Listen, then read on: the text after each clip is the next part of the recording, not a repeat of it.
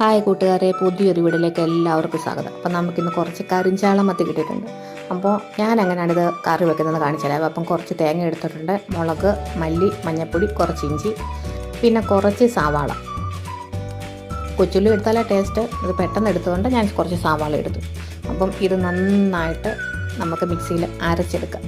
നന്നായി മഷി പോലെ അരച്ചെടുത്തിട്ടുണ്ട്.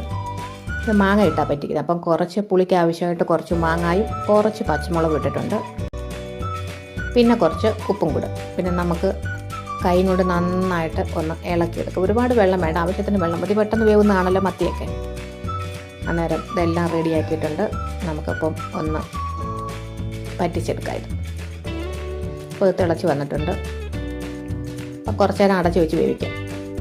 പിന്നെ നമുക്കിതിനകത്ത് കുറച്ച് കടുകൊക്കെ വറുക്കാം. അപ്പം എണ്ണ ഒഴിച്ച് ആവശ്യത്തിന് കടുക് ഇട്ട് കുറച്ച് കൊച്ചുള്ളി ഇട്ട് പിന്നെ കുറച്ച് വറ്റൽമുളകും കൂടെ ഇട്ടു. പിന്നെ നമുക്ക് കുറച്ച് കറിവേപ്പില ഇട്ടു. പിന്നെ അതൊരു കറിക്കൊരു കളറ് വരാൻ വേണ്ടി ഇച്ചിരി മുളക് പൊടി മഞ്ഞൾപ്പൊടിയും കൂടെ ഒന്നിട്ട് അത് കറിയിലോട്ടൊന്ന് താളിച്ച് വയ്ക്കാം. അപ്പം നല്ല സൂപ്പർ കറി ഇപ്പോൾ റെഡി ആയിട്ടുണ്ട്.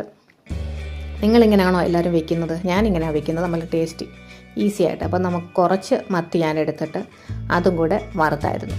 അപ്പം അടുത്ത വീഡിയോ ആയിട്ട് വീണ്ടും കാണാം. Thank you so much.